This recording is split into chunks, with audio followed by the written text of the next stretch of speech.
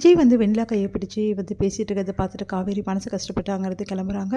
அடுத்து காவேரி வந்து ஏதோ தப்பாக நினச்சிப்பாளோன்னு விஜய் ஓடி வந்து பார்க்குறாரு. பார்த்தா காவேரி தூங்கி போகிறாங்க. அடுத்து வந்து விஜய் வந்து காவேரி மனசை நான் ரொம்ப கஷ்டப்படுத்துகிறேன் அப்படின்னு சொல்லிட்டு முதல் முறையாக உணர்றாரு. அடுத்து வந்து இங்கே என்ன பண்ணுறாரு, விஜய் வந்து தொடர்ந்து வெண்ணிலாவுக்கு வந்து ட்ரீட்மெண்ட் கொடுக்கணும், அவங்களுக்கு வந்து நல்லபடி குணப்படுத்தணும் அப்படின்னு சொல்லிட்டு அவங்கக்கிட்ட வந்து தொடர்ந்து பேசிகிட்டு இருக்காரு.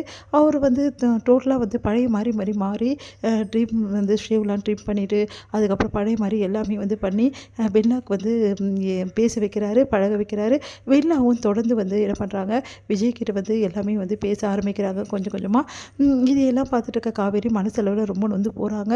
இதை பார்த்துட்டு இருக்க தாத்தா ரொம்ப ஒரு முடிவு எடுக்கிறாரு. இப்படியே இருந்தால் வேலைக்காகாது, விஜய்கிட்ட பேசணும். விஜய் வந்து காவேரிக்காக டைமை ஒதுக்கவே மாட்டேங்கிறான், எப்போ பார்த்தாலும் வெண்ணிலா கூடவே இருக்கான். இதை இப்படியே விட்டால் காவேரி மனசால் ரொம்ப வந்து வெறுத்து போயிடுவா, அதுக்கப்புறம் என்ன வேணாலும் நடக்கலாம் விஜய் வாழ்க்கையில் அப்படின்னு சொல்லிட்டு காவேரி வந்து ஏதாவது வந்து முடிவு எடுத்துட்டாலும் பெரிய பிரச்சனை ஆகிடும் சொல்லிட்டு தாத்தா உணர்றாரு. தாத்தா என்ன பண்ணுறாரு, விஜய் கூப்பிட்டு பேசணும்னு முடிவு பண்ணி பேசுகிறாரு. கொஞ்சம் உங்ககிட்ட பேசணும்ப்பா அப்படின்றாரு.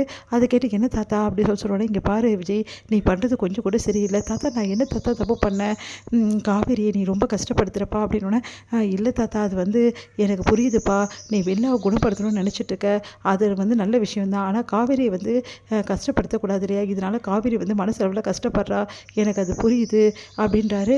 அப்போ புரிஞ்சு ஏன்ப்பா இப்படி இருக்க, இல்லை தாத்தா வேறு வழி தெரியல, காவேரி வந்து புரிஞ்சுப்பா தாத்தா, அதெல்லாம் ஒன்றும் பிரச்சனை இல்லை, அது பிரச்சனை இல்லை, நீ எப்படி சொல்லுவ காவேரி புரிஞ்சுப்பான்னு.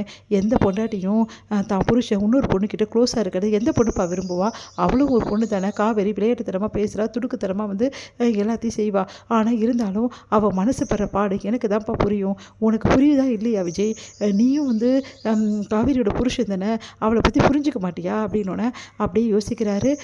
உடனே வந்து தாத்தா நான் என்ன பண்ணுறதுன்னு தெரில தாத்தா, வெண்ணிலா கூட டைம் ஸ்பெண்ட் பண்ணி தான் தாத்தா ஆகணும், அவளை குணப்படுத்தணும்ல தாத்தா, அதோட முக்கியம் காவேரி கூட நீ டைம் ஸ்பெண்ட் பண்ணுறது, காவேரிக்கு நீ முக்கியத்துவம் தர்றது, அவளுக்கு நீ முக்கியத்துவம் தர்றேன்னு சொல்லிட்டு முதல்ல அவளுக்கு உணர வச்சியா நீ, எப்போ பார்த்தாலும் வெண்ணிலா கூடவே இருக்க, வெண்ணிலாவுக்கு வந்து குணப்படுத்தணும்னு சொல்லிகிட்டே இருக்க, நான் வெண்ணிலா குணப்படுத்த வேணான்னு சொல்லிட்டு காவேரி சொன்னால இல்லை நான் சொன்னேன்னா, யாருமே சொல்லலைல்ல, நீ பண்ணு, உன்னை வேணான்னு சொல்லலை, ஆனால் ஒரு சில டைமில் வந்து இவ கூட டைம் ஸ்பெண்ட் பண்ணி, இல்லை தாத்தா எனக்கு டைமே இருக்க மாட்டேங்குது, நான் என்ன பண்ணுவேன், அதுக்கு தான் தாத்தா ஒரு ஐடியா பண்ணியிருக்கேன், அதன்படி செயல்படுத்தினேன்னா கண்டிப்பாக சீக்கிரமாகவே சரியாயிடும் பிரச்சனைன்னு.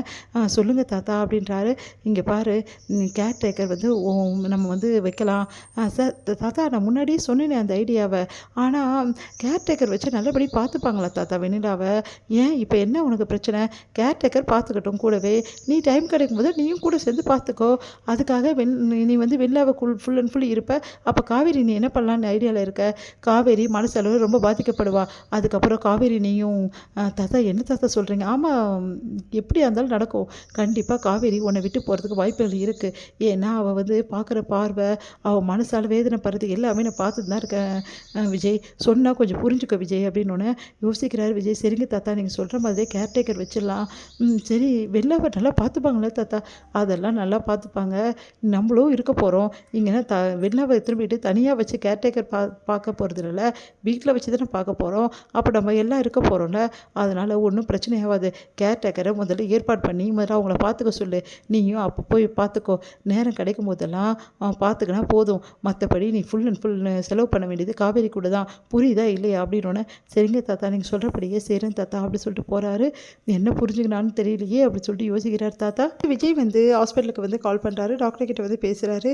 சார் கேர்டேக்கர் ஒருத்தர் வேணும், எங்களுக்கு எவ்வளோ பைசா வந்தாலும் நான் கொடுத்துட்றேன், எந்த பிரச்சனையும் கிடையாது, அவங்க ரொம்ப நல்லா கவனிச்சிக்கிற கேர்டேக்கராக இருக்கணும், முக்கியமாக பேஷண்ட்டை அன்பாக பார்த்துக்கிறவங்க யாராவது இருப்பாங்களா அவங்கள மாதிரி ஆளுங்களை அனுப்புங்க அப்படி சொன்னோன்னே, சரிங்க நாங்கள் கண்டிப்பாக அனுப்புகிறோம் அப்படி சொல்லிட்டு அவங்களும் சொல்கிறாங்க. அப்பா பெரிய வேலை முடிஞ்சுது, இதுக்கப்புறம் வந்து வெண்ணிலாவை கவனித்து கால் வந்துடுவாங்க, காவேரி கூட டைம் ஸ்பெண்ட் பண்ணணும், காவேரி பாவம் உண்மையிலேயே தாத்தா சொல்கிறது கரெக்டு தான் அப்படின்னு சொல்லிட்டு விஜய் புரிஞ்சுக்கிறாரு. இங்கே வந்து என்ன பண்ணுறாங்க, காவேரி வந்து அவங்க அம்மா கிட்ட கேட்குறாங்க, என்னம்மா சொல்கிற அப்படின்னோடனே, இல்லைம்மா நாங்கள் எல்லோரும் முடிவு பண்ணுறோம் வீடை காலி பண்ணுறதா அப்படின்னு சொன்னோன்னே அதிர்ச்சி அடைகிறாங்க காவேரி. ப்ளீஸ்மா என்னை விட்டுட்டு போகாதீங்க, உன்னை விட்டுட்டு எங்கடி போகிறோம், பக்கத்தில் எங்கள் அதாண்டி கொஞ்சம் தூரம் தாண்டி போகிறோம் அப்படின்னோடனே என்ன பண்ணுறதுன்னு தெரியாமல் காவேரி தவிக்கிறாங்க.